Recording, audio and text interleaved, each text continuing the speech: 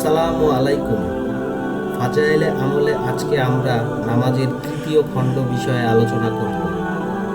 হযরত আবু হুরায়রা নবী করিম সাল্লাল্লাহু আলাইহি ওয়াসাল্লাম হইতে বর্ণনা করেন যে তিনি একবার ইরশাদ ফরমাইয়াছেন, বলো দেখি, যদি কোনো ব্যক্তির দরজার সম্মুখে একটি নহর প্রবাহিত থাকে, যাহাতে সে প্রতিদিন 5 বার গোসল করে, তবে কি তাহার শরীরে কোনো ময়লা বাকি থাকিবে? সাহাবায়ে কেরাম রাদিয়াল্লাহু আরজ করিলেন, কিছুই বাকি থাকিবে না। হুজুর সাল্লাল্লাহু আলাইহি ওয়াসাল্লাম ফরমাইলেন, 5 ওয়াক্ত নামাজের অবস্থা এইরূপ যে আল্লাহ জাল্লা শানহু উহার বদৌলতে গুনাহসমূহ মিটাইয়া দেন। তারগিব বুখারী, মুসলিম, তিরমিজি। হযরত জাবায়ের রাদিয়াল্লাহু তাআলা আনহুমা নবী করিম সাল্লাল্লাহু আলাইহি ওয়াসাল্লামের ইরশাদ বর্ণনা করেন যে 5 ওয়াক্ত নামাজের উদাহরণ এইরূপ, যেমন কাহারো দরজার সম্মুখে একটি নহর আছে, যাহার পানি প্রবাহমান এবং খুব গভীর, উহাতে সে প্রতিদিন 5 বার গোসল করে। তারগিব, মুসলিম।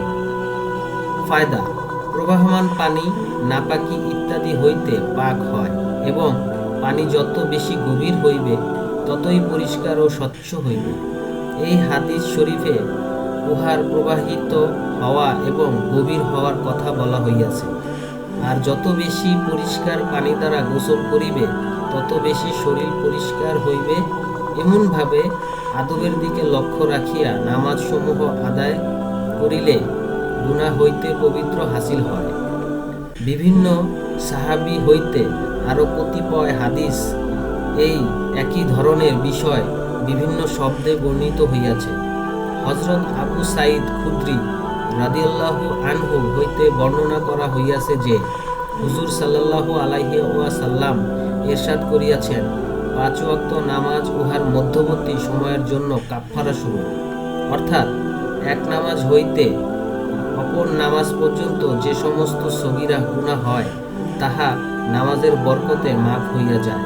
অতঃপর হুজুর সাল্লাল্লাহু আলাইহি ওয়াসাল্লাম ইরশাদ ফরমাইয়াছেন, যেমন কোনো এক ব্যক্তি কারখানা আছে, যেখানে সে কাজ করে, ফলে তাহার শরীরে কিছু ধুলাবালি ও ময়লা লাগিয়া যায়।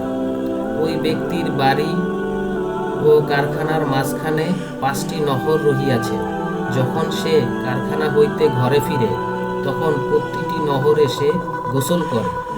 অনুরূপভাবে 5 ওয়াক্ত নামাজের অবস্থাও এই যে, যখন মধ্যবর্তী সময়ের মধ্যে কোনো ত্রুটি বিচ্যুত হইয়া যায়, যখন নামাজের মধ্যে দোয়া ইস্তেগফার করা কারণে আল্লাহ জাল্লা শানহু উহা পুরোপুরি মাফ করিয়া দেন।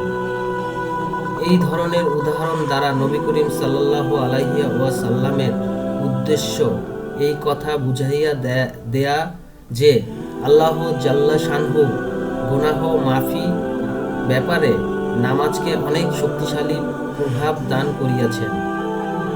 যেহেতু উদাহরণ দ্বারা কোনো কথা একটু ভালোভাবে বুঝে আসে, এর জন্য বিভিন্ন উদাহরণ দ্বারা হুজুর সাল্লাল্লাহু আলাইহি ওয়াসাল্লাম হাদিসের মর্মকে স্পষ্ট করিয়া দিয়াছেন।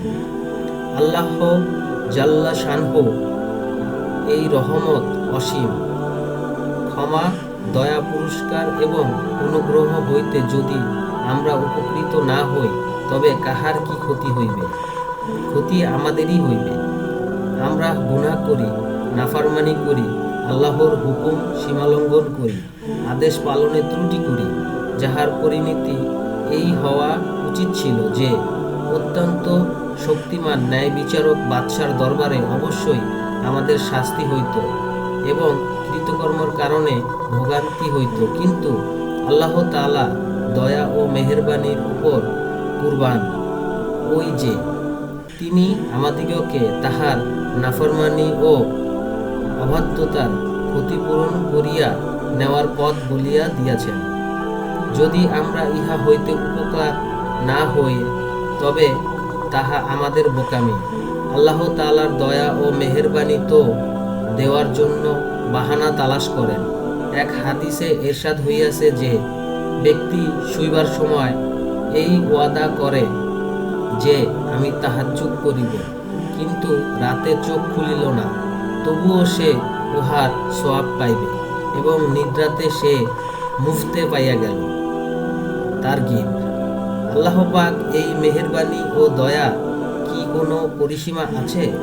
আর যে দাতা এইভাবে দান করিয়া থাকেন, তাহার দান না হওয়ার কত বড় মাহরুমি এবং কত বড় ক্ষতি।